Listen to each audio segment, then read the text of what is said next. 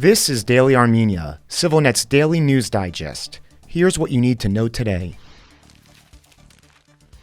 Armenia is willing to come even closer to the European Union to the extent the EU will deem it possible. So said the Armenian Foreign Minister yesterday in Brussels, where he is participating in a meeting of the EU Foreign Affairs Council. Ararat Mirzoyan met with multiple of his European counterparts, during which he presented the Armenian government's Crossroads of Peace program, which envisions Armenia as a regional center of transit and infrastructure through open borders. Mirzoyan encouraged a start to dialogue with the EU on visa liberalization to facilitate the travel of Armenian citizens to European Union member states, which is currently restricted by a difficult application process. This visit is seen as part of Armenia's efforts to coordinate closer relations with the West in recent months, a move which has caused tension with regional power Russia.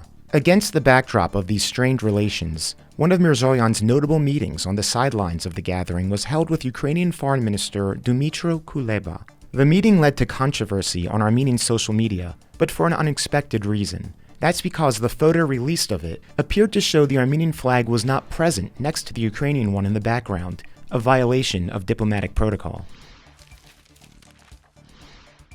The EU has announced it will increase the size of its monitoring mission in Armenia from 138 to 209 observers.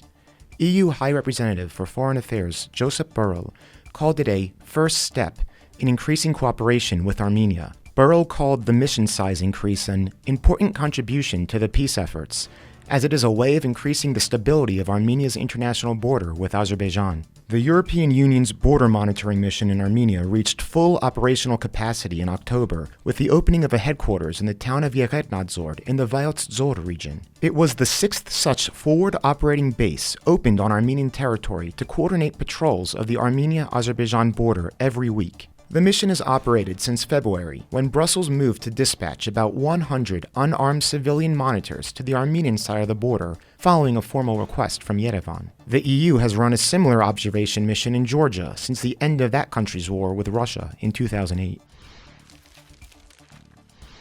Over 150 global humanitarians and leaders have signed a letter issued today urging the unconditional release of ethnic Armenians illegally held in Azerbaijan. The letter condemns Azerbaijan's actions in Nagorno-Karabakh as ethnic cleansing and highlights the detention of figures such as the former presidents and state ministers of Artsakh, including philanthropist Ruben Vardanyan. The letter declares, quote, "The negligible information on the health and well-being of these individuals is deeply concerning, and that Azerbaijan must respect international legal standards and human rights on which peace and stability depend." The letter concludes by calling upon President Ilham Aliyev to immediately free all such detainees, asserting that every day matters for the lives of these prisoners. Any peace agreement between Armenia and Azerbaijan must include their release. Its signatories include Nobel Peace Prize laureates Lema Aboui and Oscar Arias, former presidents Mary Robinson and Ernesto Zedillo, and entrepreneurs Richard Branson, Mark Benioff, and Ariana Huffington.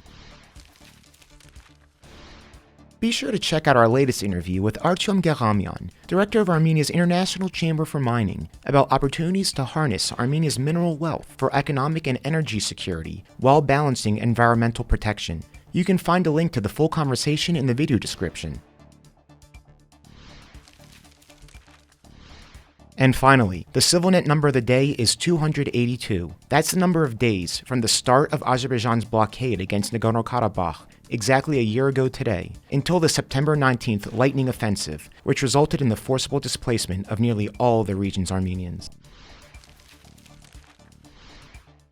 And as always, please follow CivilNet for the latest news and independent reporting from our contributors on the ground here in Armenia.